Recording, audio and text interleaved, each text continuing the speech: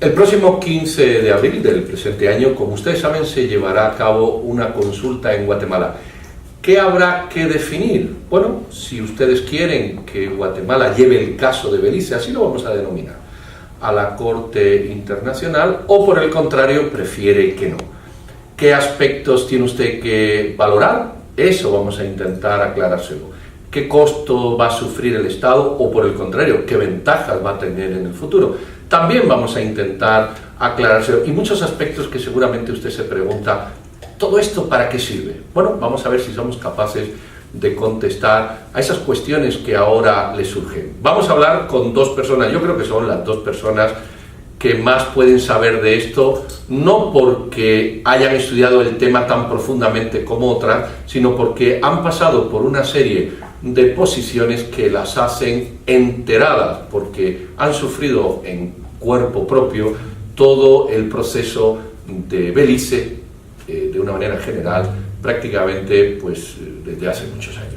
¿A quiénes tenemos? Los dos son licenciados en Ciencias Jurídicas y Sociales. Los dos han sido canciller de la República y los dos han ocupado otros cargos que no voy a nombrar, pero que serían abrumadores para complementar esa experiencia que yo le digo. ¿Quiénes son? Pues don Gabriel Orellana, aquí en el centro, amigo, profesor, además universitario con el que hemos coincidido en muchas ocasiones, y también don Carlos Raúl Morales, el ex canciller más reciente de la República, también profesor, amigo y que hemos coincidido en otros lugares. Jóvenes, bienvenidos.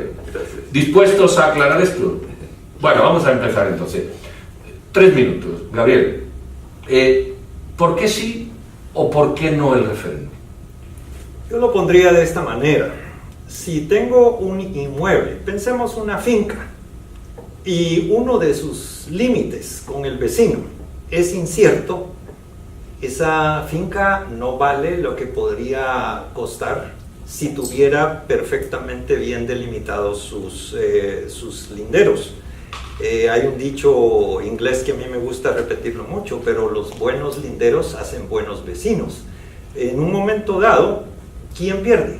Pierde tanto Belice como pierde Guatemala si no ha delimitado exactamente su territorio y si cada uno de estos países tiene conciencia de la exacta medida de su territorio. Y si eso no se delimita, hay costos agregados. Por ejemplo, la violencia. La violencia, entre otras. La inseguridad jurídica, ¿crees tú que es el pilar determinante de todo esto? Entre otros elementos, sí, porque también tenemos que ver hacia el futuro. Si tuviéramos una relación perfectamente asegurada, donde excluimos el problema de los límites, podemos trabajar conjuntamente áreas de desarrollo económico, espacios económicos más acordes a lo que es el siglo XXI. Vamos a retomar ese argumento un ratito. Carlos Raúl, ¿por qué sí o por qué no? Gabriel creo que ya ha dicho sí. ¿Tu posición? Sí, por supuesto que sí, estamos en pleno siglo XXI, como dice el canciller Orellana, y no es posible que uno de los 4 países con los que Guatemala hace vecindad no tengamos delimitados los límites. Pero claro, no es un simple problema de límites, es un problema mucho más complejo que nos lleva a ciertos derechos que Guatemala pretende heredar. ¿Por qué sí? Porque la población ha ido creciendo, la presión demográfica es mucho más fuerte ahora, y derivado de ello es que hemos tenido a varios campesinos que han fallecido precisamente en la zona de adyacencia, incluso en territorio que administra Belice. Incluso hay autoridad beliceña que ha fallecido también, producto de incidentes no muy claros, en los que en apariencia fue con enfrentamientos con campesinos guatemaltecos, por esa incertidumbre jurídica que señala Gabriel, pero también por el desarrollo, el subdesarrollo del Petén, que nadie lo puede negar, es producto de esa falta de confianza, es producto de vivir de espaldas. Podríamos tener muchas ventajas de manera mutua, podríamos aprovecharnos de manera realmente formidable si existiera confianza. Y yo pongo un ejemplo, la relación que hoy tenemos con El Salvador seguramente no la teníamos cuando fue la batalla de la Arada. Han transcurrido muchos años y hoy tenemos una relación formidable con El Salvador, un desarrollo económico impresionante. De hecho, en el área centroamericana es nuestro mayor socio comercial.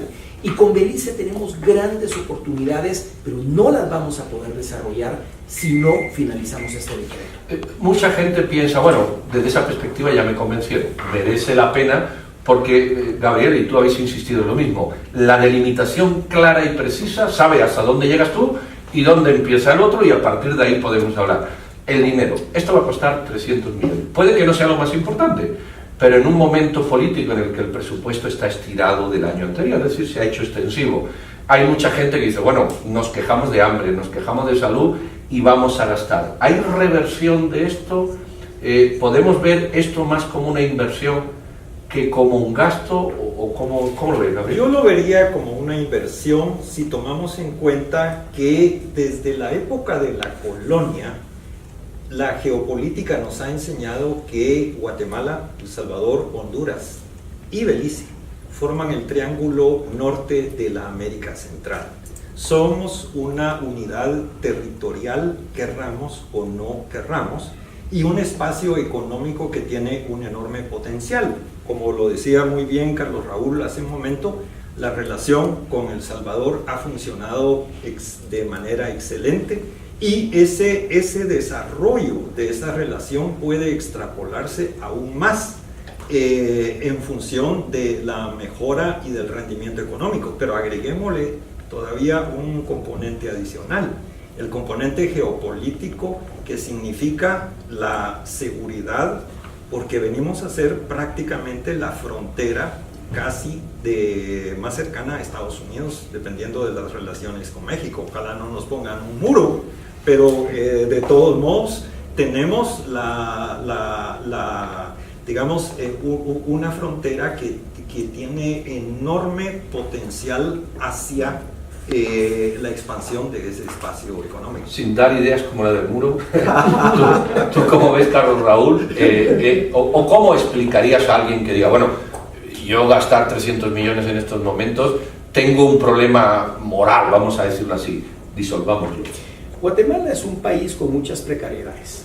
A pesar de ser la economía más fuerte de Centroamérica, ese 59% de pobreza que nos dice el estudio País de Naciones Unidas, ese 48% de nutrición crónica, es evidente que tenemos muchísimas necesidades. Sin embargo, si seguimos utilizando ese argumento, van a pasar 1000 años y no vamos a resolver este diferendo. Yo no puedo comparar las necesidades en materia de salud y educación con el diferendo, porque incluso podría señalar que la vida de nuestros compatriotas campesinos guatemaltecos que habitan en la zona de adyacencia son más importantes que el dinero. Que cuesta dinero, cuesta mucho dinero. Y hay otro tema elemental, no solo son estos 300 millones, viene el costo de los abogados en la corte, que fácilmente van a ser, puede ser 10 millones de dólares, puede ser un poco más, pero que tenemos que enfrentar, tenemos que gastar. Yo creo que esta es una apuesta, y Guatemala ha perdido más, Pedro. Guatemala ha perdido miles de millardos de dólares por no haber resuelto este diferendo. Y vuelvo a poner el ejemplo del subdesarrollo del Petén. Y te pongo un ejemplo clarísimo, independientemente de las vidas de las personas que no tienen precio. Tikal recibe el día de hoy 270,000, 280,000 turistas al año, entre guatemaltecos y extranjeros.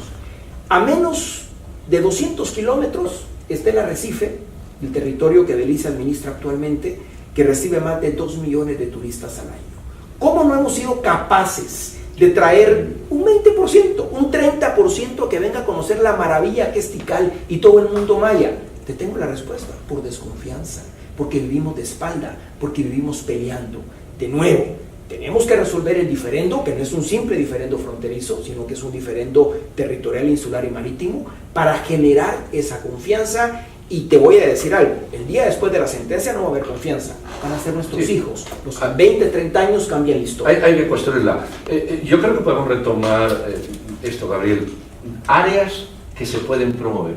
Por ejemplo, Carlos Raúl ha dicho, si tenemos 2 millones de turistas en un lado y un espacio para otro, o viceversa, porque es el otro lado, bueno, hagamos un convenio y pasamos sin aduana, por ejemplo. ¿Qué áreas ves tú que se pueden desarrollar? Carlos Raúl no me dejará mentir, hubo un proyecto de conectar el Petén con Yucatán por medio de una carretera, la cual no tuvo viabilidad por las normativas internacionales del ambiente. pero Belice, integrado con Guatemala, permite llegar hasta Cancún, que es el segundo puerto aéreo más voluminoso de la América Latina hacia Europa.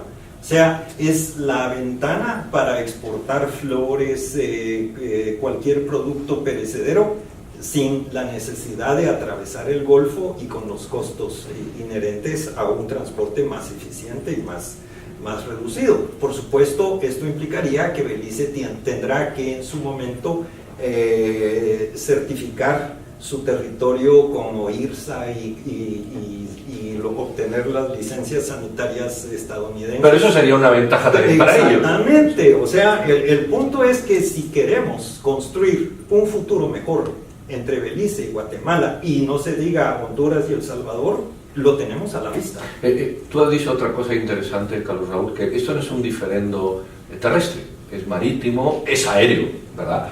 ¿Qué otros espacios hay de desarrollo más allá, por ejemplo, de los terrestres, que Gabriel nos ha dado una pincelada, aunque hay muchos más, ¿verdad? ¿Qué otros espacios se pueden...? Tuve el privilegio, Pedro, de a mi muy corta edad, a los 26, 22 años, ya desempeñarme como cónsul en Belice por 8 años, y eso me permitió pues conocer Belice de una manera diferente, porque ese es un pecado, los guatemaltecos conocemos poco Belice. Y hay un tema fundamental. Belice es un país pequeño en población, que solo tiene 2 acuerdos comerciales firmados y vigentes al día de hoy. Uno es con el CARICOM, que les queda muy lejos y que tienen que triangular por la Florida todo lo que quieran comerciar con ellos, y el otro es con Guatemala. Es un acuerdo de alcance parcial, pequeño, pero importante porque ellos lo pidieron. Los beliceños están conscientes, y el primer ministro de Belice lo expresó hace un par de años, que el futuro de Belice está en Centroamérica. Me refiero al futuro económico y, por supuesto, el futuro político. Tampoco hay otra proyección, ¿verdad? Es que no hay otra proyección. México les propuso un tratado de libre comercio hace unos 18 años y le dijeron no. Estados Unidos, por supuesto, le dijeron no porque se lo comen de un bocado. El futuro de ellos está en Centroamérica, y el primer ministro de Belice ha expresado su intención por sumarse a la CIECA, que es el sistema de integración económica de Centroamérica, que eso sería fabuloso, no solo para Belice, para todos los países centroamericanos, porque nos permite no solo incrementar la relación comercial, las inversiones, sino la facilitación del tránsito entre los 2 países. Cuando Belice haga eso, que por supuesto hay que darle su espacio y su tiempo, porque es una población muy pequeña, y obviamente su tipo de cambio, por ejemplo, con el dólar es el 2 por 1, pero ahí por supuesto que de manera artificial, porque si no su economía se les cae, y tienen mucha razón en hacerlo. Hay que darle su espacio, pero lo que tenemos que comenzar a hacer es comenzar a hacer joint ventures, comenzar a trabajar juntos, de la mano, con confianza, con certeza. En 2014 negocié y firmé con el canciller beliceño 13 acuerdos. 13 acuerdos que benefician desde la población más humilde que esté en la calle hasta sectores en Guatemala que puedan obviamente darnos oportunidades importantes. Hay un programa de trabajadores temporales que permite que campesinos guatemaltecos puedan ir a trabajar a Belice, y hay un programa de interconexión eléctrica, por ejemplo, de inversiones. Bueno, como vemos hay espacio, incluso Puerto Barrios podría ser un puerto a utilizar por los beliceños para generar movimientos, y a Guatemala le interesaría. Con una gran ventaja para Belice, porque parte de su patrimonio turístico son los arrecifes. Entonces esas aguas son cristalinas, son, digamos, entre más impolutas se encuentren, mucho más atracción turística va a tener. Entonces los riesgos de que entren barcos de calado muy profundo, ellos necesitan de puertos, llamémosle un poco mejores, que no pongan en riesgo. Sí, y que ya están construidos. Exactamente. De hacer. Hay una cosa que no sé. Y que de hecho, y gracias por hacer esta mención, canciller, Belice ya utiliza Puerto Quetzal y utiliza Puerto Santo Tomás de Castilla para llevar muchos productos a su territorio. Sería cuestión de hacerlo más ágil y más eficiente. Hay una pregunta en el ambiente, y es la percepción de esta consulta generación. La percepción generación. Y yo he percibido, pero esto es mío, el que tiene más de 50, Belice es nuestro. Y de ahí no sale, porque así lo aprendí en el colegio. El que tiene entre 30 y 50, tenemos un diferendo con Belice. Y los que tienen menos de 20, ¿qué pasa con Belice? Como que están muy lejos de esto. Es decir, es un público diferente al que le vamos a preguntar. ¿Ustedes lo ven así? Y sobre todo, ¿Prevén alguna reacción o los mensajes tienen que ser distintos, Gabriel? Bueno, obviamente en un sistema democrático no podemos escapar de esta realidad demográfica y mental y educativa, pero creo que al menos lo que sí se logra percibir es que la posición original recalcitrante de que Belice es nuestro por la razón o por la fuerza ya ha cambiado. ¿Tú crees que los 50 o 60 añeros han aplicado la razón y han dejado la emoción de aquello que en la escuela todavía estaba, verdad? Pues el tiempo todo lo enfría y creo que algo ¿Tú lo ves así, Carlos Raúl? ¿O tú eres más joven? No sé dónde te sitúas y sobre todo los veinteañeros que votan. 20. No con 20, pero los veinteañeros votan. Hay una juventud que dice, bueno, yo esto cómo lo enfrento. No, de hecho el padrón electoral, que tiene un poquito arriba de 7,5 millones de guatemaltecos, un gran porcentaje son jóvenes que no conocen este tema. Y es que de pronto el sistema educativo guatemalteco dejó de enseñarlo. Yo aún lo aprendí en quinto, sexto primaria, pero lamentablemente el sistema educativo de Guatemala lo dejó de enseñar. Entonces sucede eso. Las personas arriba de 50 creen que Belice nos pertenece y que es recuperable todo, y las personas menores de 40 creen que ya todo está perdido. Yo lo separo en dos grupos y ni una y ni otra es real. Ni todo se puede recuperar, ni todo está perdido, pero creo que es importante que el guatemalteco de alguna manera pues conozca, sepa en qué consiste este diferendo, porque como dije, no es un diferendo fronterizo, es un diferendo que va más allá, y aquí el canciller Orellana formaba parte de la entonces Comisión de Belice en la década de los 90, cuando aún vivía el doctor Villagrán Kramer, por ejemplo, y una de las discusiones que, claro, no vamos a abordar en este programa, pero es la parte procesal, es que vamos a pedir. El doctor Villagrán, por ejemplo, planteó una tesis, que era la tesis de que ninguna corte internacional va a dejar a un país sin territorio, y entonces tendríamos que analizar qué es lo que vamos a reclamar. Permíteme hacer un paréntesis. El derecho de autodeterminación pareciera ser que es un elemento que priva y puede dejar una parte de Belice para los beliceños, pero no está todo perdido. Hay opciones de tener parte o de ser parte de ese proyecto. Yo soy de la tesis que nosotros no tenemos por qué delimitar geográficamente el reclamo. Para eso vamos a la Corte. Y de hecho la pregunta, que fue muy bien negociada por colegas nuestros, por Gustavo Orellana, por Marisa Ruiz de Bielman, por el embajador Palomo, en fin, por gente muy valiosa, no delimitaron geográficamente el reclamo, sino que hablan de los derechos continentales, insulares y marítimos que Guatemala puede tener.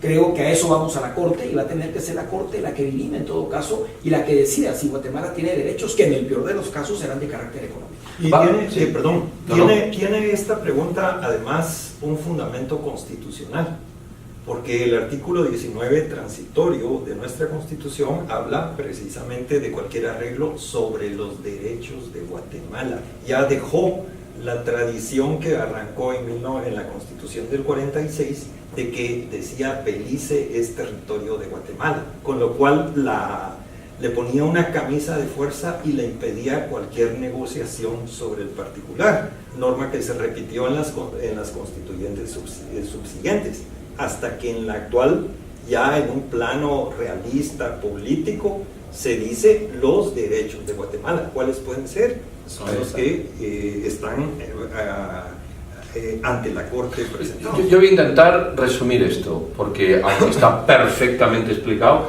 el hecho de sintetizarlo es redondear o reforzar lo que usted ha dicho. Uno, más vale un mal arreglo que un buen pleito. Es decir, esto hay que arreglarlo. Y dos, ahí se piden derechos y la Corte dirá, pues mire, es todo, es 90, es 14, es esto o es aquello. Sobre esos dos pilares seguimos construyendo. Pues estamos de acuerdo. Vamos a imaginar, a cada uno voy a hacer una pregunta, vamos a imaginar, Gabriel, que sale no. Y a Carlos Raúl le voy a hacer la contraria. Vamos a imaginar que sale sí. Sale no. ¿Qué pasó? Bueno, Guatemala ganó certeza jurídica en cuanto a lo que tiene.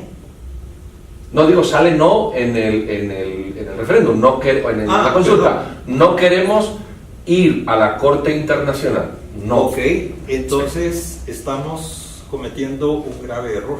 ¿Por qué? Porque la situación de inseguridad va a continuar. O sea, seguimos como hasta ahora. Seguimos como hasta ahora, pero peor, porque como bien decía Carlos Raúl, está la población de Guatemala creciendo, la complejidad del tráfico de ilícitos internacionales está creciendo. En otras palabras, los problemas, lejos de disminuir, van a continuar. ¿Qué imagen transmitiríamos de un gobierno que dice vamos a ir a una consulta y una población que le dice que no? Lo quiero decir porque los gobiernos normalmente cuando plantean esto es porque de alguna manera pues han difundido suficiente el tema, si no, no tiene sentido. ¿Sería un costo político para la imagen del país o para el gobierno? ¿O sencillamente pues aquí no ha pasado nada? Sí ha pasado, pero bueno, se pasa página. Dependerá cómo se maneje en el tema de relaciones públicas, pero pienso que un gobierno democrático pues obedece el deseo de su población. Él hizo una propuesta. Veamos Brexit. Justo estaba pensando, justamente estaba pensando esto, pero fíjate el problema para salir ahora de eso. Pero bueno, si sale sí, Carlos Raúl, sale un sí multitudinario, no, eso no importa. A ver, Guatemala y Belice acordamos resolver este diferendo de manera pacífica, y eso es importante decirlo. Aquí no cabe una guerra, aquí no cabe un conflicto armado, ambos somos miembros de Naciones Unidas. Y uno de los principios que precisamente rigen la Carta de San Francisco es la solución pacífica de las controversias, y la Corte Internacional de Justicia es la mejor opción de las tres que tenemos, entre la bilateral, entre la Corte Permanente de Arbitrajes y la Corte Internacional de Justicia, que es un tribunal de Naciones Unidas. El decir sí significa decirle al mundo, y por eso vamos adelante nosotros en la consulta, es decirle al mundo: Guatemala sí privilegia la solución pacífica de las controversias, porque en el mundo del Commonwealth se ha dicho que Guatemala privilegia la guerra, cosa que es totalmente falsa. Esto nos permite ir a decir a Naciones Unidas: señores, Guatemala dice sí. Y es un mensaje clave estratégico. Es un mensaje clarísimo en materia de política exterior que deja sin argumentos a los que han dicho que Guatemala ha buscado esto por la vía del conflicto armado. Si Belice, a Belice hay que darle su tiempo, porque quien la tiene cuesta arriba aquí es Belice. Yo tengo la fiel esperanza que los guatemaltecos que vayan a votar pues lo hagan precisamente pensando que este es un problema de Estado, no de un gobierno. Esto es un problema de Estado, que además llevamos muchos años construyendo esta solución que todos los guatemaltecos pues queremos, obviamente, queremos de alguna manera privilegiar esa solución. ¿Qué pasa? Y aquí quiero retomar la pregunta que le hiciste a Gabriel. ¿Qué pasa si algún país dice no? Bueno, evidentemente lanza un mensaje complejo, digamos, a la comunidad internacional, pero eso lo previmos en el año 2015, con el canciller beliceño, precisamente después de cancelar el intento de la primera consulta, que iba a ser el 6 de octubre de 2013, porque ellos habían modificado su ley sin contárnoslo, y que aquí aclaro y abro paréntesis, reprogramamos la consulta cuando ellos eliminaron esa ley de su legislación. Pero le dije: mire, aquí no hay otra corte en el universo que nos vaya a solucionar este diferendo y no nos podemos quedar sin solucionarlo. Entonces firmamos un protocolo al acuerdo especial del año 2008, lo firmamos en mayo del 2015, en el que reafirmamos y nos comprometimos a buscar el mecanismo legal de llegar a la Corte Internacional de Justicia. Entonces, si algún país vota no, independientemente del mensaje negativo que va a lanzar, va a tener que buscar ese mecanismo, que yo visualizo dos. En el caso de Guatemala habría que modificar la Constitución, cosa que no está pasando, o repetir esa consulta después de un proceso de educación, lo cual sería más costoso. Y en el caso de Belice, una aprobación de su parlamento o repetir la consulta, porque de lo contrario sería decirle no a resolver el diferendo. Van a haber más conflictos, más muertes, más subdesarrollo. Y no nos olvidemos de una posibilidad que no por teórica deja de existir, y es que el estatuto de la Corte Internacional de Justicia prevé que un litigio en trámite, en un momento determinado, las partes pueden suspenderlo y buscar un arreglo dentro del propio proceso. Esa era la pregunta que yo te iba a hacer ahora. La mediación, la conciliación, porque hay mucha gente que dice, bueno, el arbitraje o el arreglo judicial, en este caso, que es arreglo judicial, eso es de obligado cumplimiento, es decir, sí hay una obligación. ¿Por qué no se resuelve de otra manera? Yo creo que la respuesta está en la historia, pero dejémosla clara. ¿Hay otra manera de resolverlo después de las experiencias habidas, que no sea ir a esta consulta? Bueno, ya hubo conciliación. Lo único que no ha habido es usar el método de la guerra, y la guerra está abolida. Pero eso lo dejamos. Pero ya se intentó una mediación, se gastó el capítulo 6 de la Carta de Naciones Unidas. Exacto, y de la OEA. Y de la OEA. A ver, intentamos la negociación directa, que es una de las formas. La intentamos entre el año 91, cuando reconocimos 2 de los 3 elementos de Belice, al año 2000, pero no llegamos a ningún acuerdo. Avanzamos mucho en creación de confianza, pero no llegamos a un acuerdo porque la solución pasa o porque nos devuelvan parte del territorio o porque nosotros renunciamos a los derechos de Guatemala. La segunda opción es la Corte Permanente de Arbitraje, pero Guatemala nunca privilegió esta Corte por 2 razones. La primera, porque la sentencia de esta Corte, el laudo arbitral, no tiene un método coercitivo de ejecución. Es decir, si algún país no lo quiere cumplir, se acabó. En cambio, la sentencia de la Corte Internacional de Justicia puede ser remitida al Consejo de Seguridad de Naciones Unidas, y ahí los cascos azules nos van a obligar a cumplirlo. Y segundo, porque la Corte Internacional de Justicia es una corte especializada de Naciones Unidas, es un tribunal creado específicamente para dirimir, para resolver los diferendos territoriales de los países alrededor del mundo. En cambio, la Corte Permanente de Arbitrajes conoce, a ver, usted es el experto aquí, canciller Orellana, pues de muchos más casos que no necesariamente son conflictos de carácter territorial. Hay un tema que ha quedado claro, pero creo que merece la pena, en mi percepción, insistir, porque yo veo que hay mucha gente que ve esto como un juego de suma cero. O se gana o se pierde. O dices sí, digo la Corte, ¿verdad? El tribunal, y te lo dan todo, o dicen no y lo pierdes todo. Y hemos visto un caso reciente que hablábamos hace un rato, que este diferendo que se llevó al tribunal entre Colombia y Nicaragua, donde a uno el tribunal le da el territorio y a otro el mar adyacente para explotación. Es decir, podemos disparar, y esta es la pregunta, podemos disparar la imaginación al infinito en una resolución, tampoco al infinito, pero sí con unas opciones muy amplias, en una resolución del tribunal que satisfaga a las 2 partes y que ahora es difícil delimitarla porque evidentemente la pueden crear. Es cierto, sí. Es más, yo por lo menos creo que usted estuvo presente en Nueva York en una reunión que tuvimos con algunos catedráticos de Derecho Internacional, que algunos nos dijeron gráficamente que el caso de Belice es el sueño de todo internacionalista, porque tiene absolutamente de todo: historia, territorio, mar, todo. Bueno, y tiene una cosa que ya que la saca lo vamos a hacer, es incluso interétnico e interlenguaje. Sí, claro. Esa la guardo para el final porque sí, es un tema agregado a todo esto. Yo me reuní con Alain Pelé antes de dejar de ser canciller. En junio, julio fuimos con el presidente a Francia y aprovechamos para reunirnos con Pelé, que es uno de los abogados, porque además la membresía para litigar en esta corte de canciller es limitada. Y bueno, es uno de los abogados que probablemente puedan defender a Guatemala, llevar el caso de Guatemala. Y él nos decía justo eso, que el caso de Belice y Guatemala es el sueño de todo internacionalista. Porque además la corte va a tener que comparar los títulos que heredamos de España versus la usurpación, iuti possidetis, que obviamente ha ejercido la autodeterminación.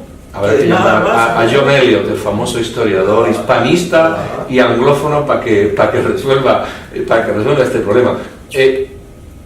¿Han percibido ustedes algo de la comunidad internacional? Ustedes que han sido cancilleres, no sé, por ejemplo, Belice es Commonwealth, el Reino Unido, a lo mejor eso puede generar una dinámica de apoyo, pero también es caribeño. No sé, ¿hay alguna sensación que podamos sumar a todo esto de decir, pues mira, en mi experiencia la comunidad internacional está porque esto se haga, o sencillamente les da igual? No sé, ¿han sentido algo de esto? Bueno, hablo de mi realidad hace 18 años. La percepción que tuve en aquel momento, y que la he percibido tal vez ahora un poco más alejado del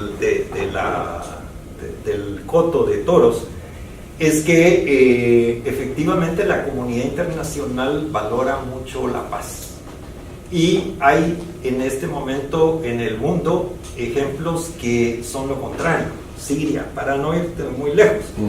En tanto que estos procesos que enaltecen la solución pacífica de controversias son siempre bienvenidos, bien vistos, y de alguna manera pensemos que tampoco va a ser que vamos a encontrar la tinaja de oro al resolver este asunto, pero de alguna manera nos permitirá y estimulará un poco más de financiamiento, porque habrá inversiones que quieran explotar, por ejemplo, el territorio del Petén.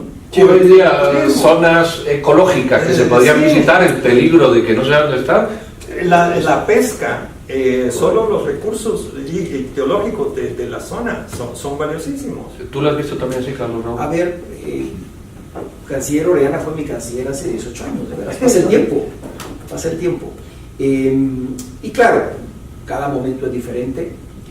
Yo dejé de ser canciller hace unos 5 meses, 6 meses, y puedo asegurarte pues que hay una preocupación de la comunidad internacional porque este diferendo se ha resuelto. Hay un grupo de amigos que fue conformado alrededor de la Organización de los Estados Americanos, porque el organismo que ante la imposibilidad, en el año 2000, aquí hay un tema importante, cuando agotamos la vía directa, la negociación directa, y le decimos a Belice, vamos a la Corte Internacional de Justicia, Belice nos dice no. Entonces nos sugieren ir a la Organización de los Estados Americanos. Tuvimos la opción también de ir a Naciones Unidas, pero privilegiamos la OEA porque es nuestro organismo regional. Nos conocemos mejor, hay más confianza y es más fácil de manejar. Y alrededor de la Organización de Estados Americanos conformamos un grupo de países amigos que nos dan, pues, por supuesto, apoyo moral y apoyo financiero. Hay una preocupación, claro que la hay, pero aquí yo creo que es importante, sobre todo ahora que Guatemala ya va a este primer ejercicio de consulta popular, es importante que la Cancillería mande un mensaje a esa comunidad internacional. A partir precisamente del protocolo que firmamos en 2015, donde decimos que solo la Corte nos va a resolver el problema y que los dos países tienen que hacer un esfuerzo importante en el menor tiempo posible para llegar a la Corte, es importante que en la eventualidad, no estoy diciendo que se vaya a perder en ningún país, pero que en la eventualidad de que en algún país resulte el no, la comunidad internacional tenga la lectura adecuada y le diga a ese país, educa a tu población, dile las razones por las cuales tienes que resolver esto en la Corte Internacional de Justicia y en un periodo determinado de tiempo vuelve a intentarlo. Lo que no podemos aceptar, Pedro, y no lo puede la comunidad internacional de ninguna manera apoyar, es que el resultado en algún país se interprete como un no a la solución del diferendo en la Corte Internacional de Justicia. Y la comunidad internacional tiene que ser muy responsable en este tema, porque este diferendo no se puede quedar sin resolver. ¿Cabe el desacato? Bueno, cabe.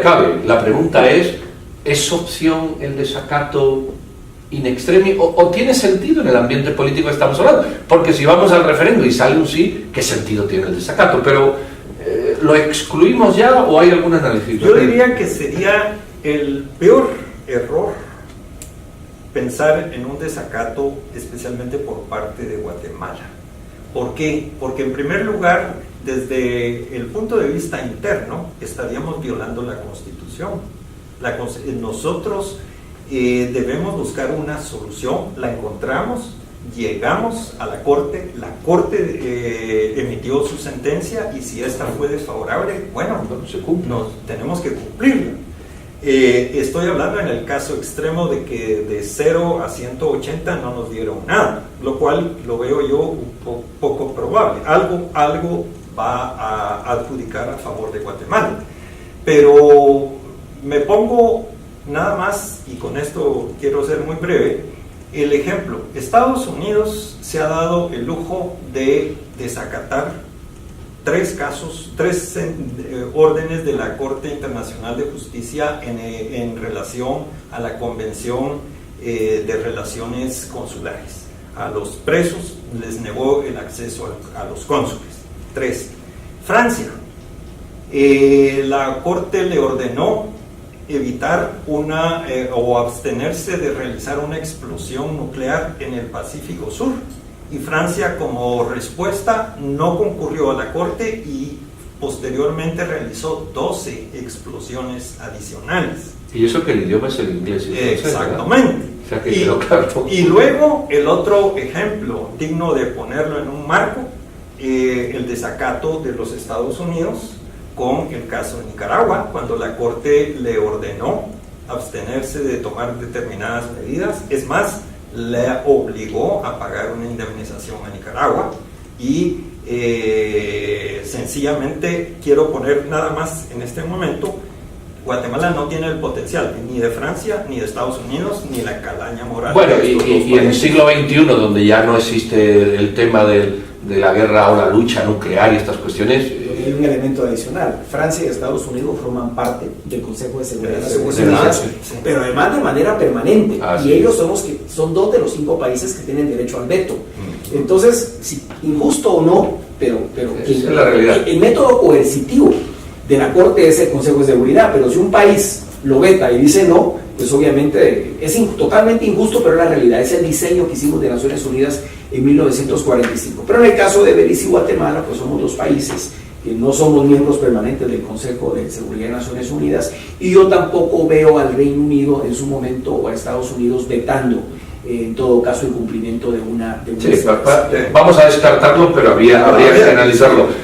Carlos Raúl, tú ves, tú que has estado más cerca de Belice o hace menos tiempo, ¿tú ves esa misma actitud que estamos aquí teniendo o que yo percibo de ustedes, de bueno, esto debe de ir, esto parece que va, esto es un gana-gana, todos son ventajas? ¿Tú ves esa misma percepción? Belice la tiene muy puesta arriba. Bueno, de hecho, Pedro, llevamos casi 200 años, al menos casi de vida independiente, aunque este tema inició en 1783 y no se ha resuelto. Y si no se ha resuelto es porque no es fácil, nadie dijo que solucionar esto era fácil. Es más, y aquí quiero aclarar algo, las consultas iban a ser simultáneas. Y yo como canciller, por supuesto en consulta con el presidente de la República, tomé la decisión de quitarle la simultaneidad por una razón. Porque para los beliceños, a ver, para los guatemaltecos, nuestras 10 listas de los primeros problemas está la inseguridad, el trabajo, el costo de vida, el empleo, lo que tú quieras. En Belice, los primeros 10 problemas de los beliceños se llaman Guatemala. Y eso es una realidad que tenemos que conocer. Y tratar de hacer un referéndum el mismo día iba a resultar en un resultado negativo en Belice.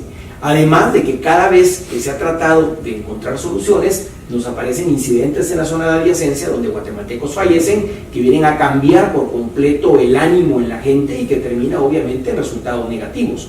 Entonces yo dije, si ya de por sí es difícil, es complicado, hacerlo el mismo día va a resultar en un resultado negativo en Belice. Entonces, en su momento hablé con el canciller beliceño y le dije, a ver, acordemos que pueda o no pueda ser simultáneo, con el propósito de que Guatemala va adelante y ustedes tómense su tiempo para educar a la población. Claro, el padrón de Belice apenas son 160,000 personas, es un padrón relativamente pequeño, pero sí van a tener que hacer, ya iniciaron, pero van a tener que hacer un trabajo muy fino, muy profundo, de decirle a la gente por qué razón tenemos que ir a la Corte y la necesidad de contar con fronteras seguras para vivir en un ambiente de desarrollo de aquí hasta que se acabe, hasta que Dios nos dé el mundo. Gabriel, también había un tema, posiblemente no se dé, pero imaginemos, ¿verdad? Porque es una hipótesis. Guatemala es un país con 22, 23 grupos étnicos, un número similar o parecido de lenguas, y de pronto incorporamos al país a otro grupo étnico, suponiendo, ¿verdad?, que se unificara el territorio, que es una opción, étnicamente diferente, idiomáticamente diferente. Eso es un problema. Es decir, si nos cuesta administrar lo que hay, sumarle a eso para nosotros y para ellos, me refiero, para el país y para los beliceños que saldrían de pronto de una Commonwealth o de unas costumbres de Commonwealth a unas costumbres exactamente opuestas o al menos diferentes. Bueno, la solución teórica es que en casos como estos, y la historia nos lo ha demostrado, es que la población beliceña tendría la opción de quedarse en Belice o de emigrar. Pensemos a Jamaica, de donde supuestamente muchos núcleos poblacionales beliceños vinieron, o eventualmente irse al Commonwealth, a la metrópoli, si fuera el caso, o a la India, no se sabe dónde, pero esa es, digamos, las minorías quedarían protegidas porque actualmente esa es la tendencia. Pero indudablemente desde el punto de vista de Guatemala tendría que haber, creo yo, hasta comenzar por reestructurar los programas educativos para que la gente asimile un nuevo contingente poblacional con una cultura distinta, un idioma distinto, en fin. Eso se tiene en cuenta en la discusión del tribunal, supongo yo que es un factor. De hecho, así ha sido en algunos de estos casos. Digamos entonces que eso es una hipótesis poco probable y así hay que manejarlo. A ver, yo cuando hablo de este tema, yo suelo separar, digamos, el proceso para llegar a la consulta popular de lo que va a ser el proceso jurídico que en su momento se llevará en la Corte. Con el rol de las redes sociales, de los medios de comunicación, que lo que estamos hablando en este momento lo escuchan en Belice inmediatamente, siempre procuré ser muy prudente con respecto a esos derechos, y por eso es que en algún momento preferimos hablar de derechos, porque decirle que nos va a quedar tal o cual parte, pues evidentemente mete miedo a esa población beliceña que también tiene que ir a este referéndum. Hace un par de meses una amiga me llama y me dice, ¿está escuchando Radio Disney? Y le dije, no estoy escuchando Radio Disney, pero tenían un programa en el que estaban debatiendo qué parte de Belice quieres que nos quede. Yo creo que tenemos que ser responsables en el abordaje de este tema. Creo que tenemos que tener la madurez ambos países y ambas poblaciones de someter este litigio a la Corte Internacional de Justicia con el ánimo de que quede resuelto para siempre, en la eventualidad o en la posibilidad de que obviamente pues algunas áreas queden en Guatemala, pues hay normas de derecho internacional que rigen, ¿no? De qué manera quedaría el tema de la nacionalidad, la propiedad privada, por ejemplo, es algo que se respeta siempre. Pero, insisto, es un tema en el cual tenemos que ser muy prudentes en su abordaje porque podría generar miedos y obviamente un no en Belice. Terminando, el tiempo que esto puede llevar, para hacernos una idea de cuánto tarda la Corte en solucionar un tema complejo como este, donde hablamos, hay que llevar historiadores, hay que llevar etnógrafos, hay que llevar políticos, hay que llevar abogados, o sea, esto puede ser un equipo, no sé, de 100 personas, de un lado y de otro, debatiendo y discutiendo y apartando puntos tan finos como lo que tú dices. Una persona que lleva 150 años ahí, no le puede uno cambiar la historia de golpe, o el idioma, o la propiedad privada. ¿Qué panorama visualizamos? Yo he tratado de hacer este ejercicio utilizando distintos casos que ha resuelto la Corte, especialmente del año 1960 para acá. ¿Por qué? Porque fue el año en que empezó la descolonización. Entonces me interesaba ver el tiempo que esto tomaba. Y tal vez lo más prudente, creo yo, es decir que no menos de 5 años llegar a sentencia. Le ganan a la Corte Constitucionalidad. Entonces es un experto constitucionalista. Carlos Raúl, el cronograma que puede quedar a partir del 16 de abril, aunque, como dice Gabriel, va a tardar 5 años, no te iba a decir yo ahora que tú pongas fecha, o no menos, pero el cronograma así... A ver, el primer paso es ganar en Guatemala, y el segundo paso es ganar en Belice. O sea, los dos países tenemos que decir sí, porque como ninguno de los dos reconocemos la jurisdicción obligatoria de la Corte Internacional de Justicia, no nos podemos demandar como si sucede entre Nicaragua y Costa Rica. Entonces las dos poblaciones tenemos que votar sí, y algo muy importante, el votar sí implica aceptar la sentencia final de la Corte, porque eso es lo más importante.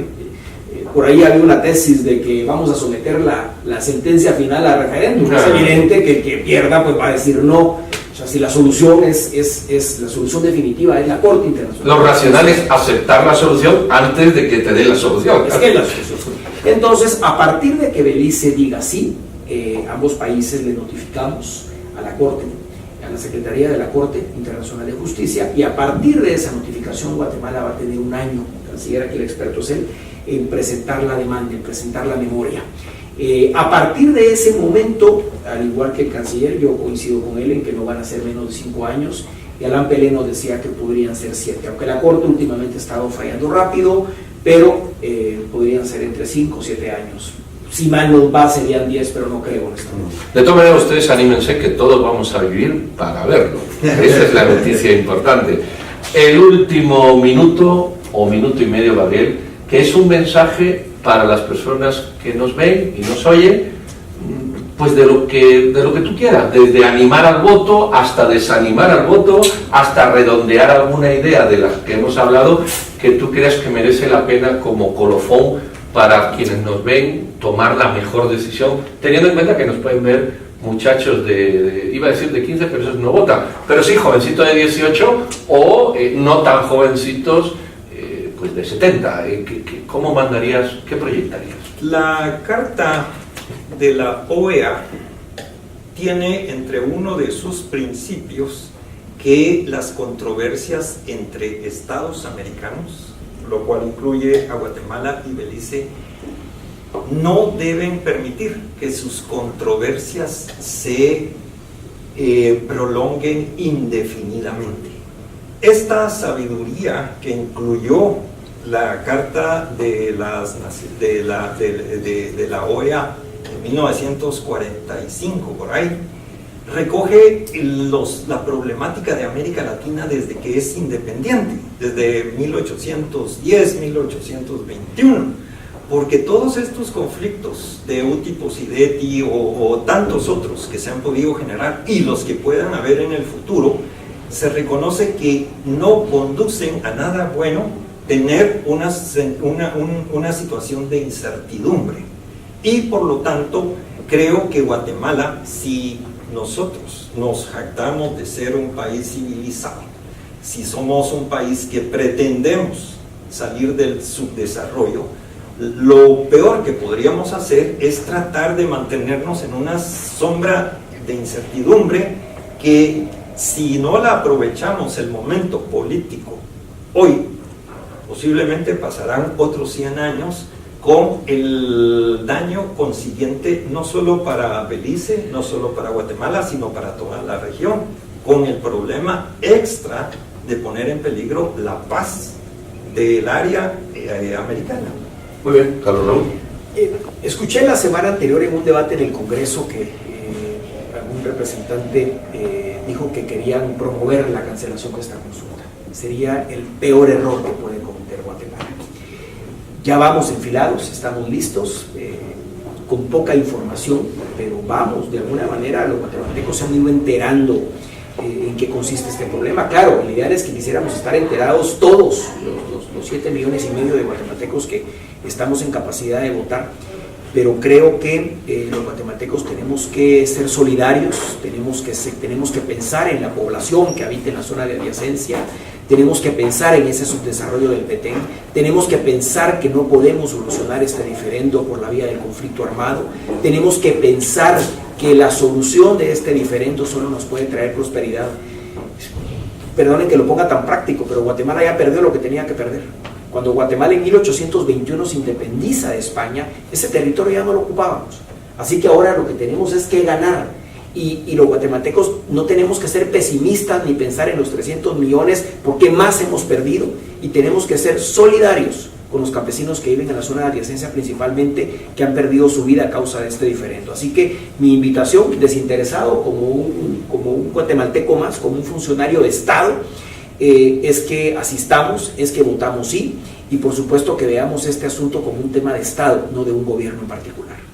Muy bien, muchas personas podíamos haber traído a este programa cívico de la Asociación de Gerentes de Guatemala, pero difícilmente dos personas que se expresaran no solamente con claridad, sino con conocimiento de causa y de una manera nítida.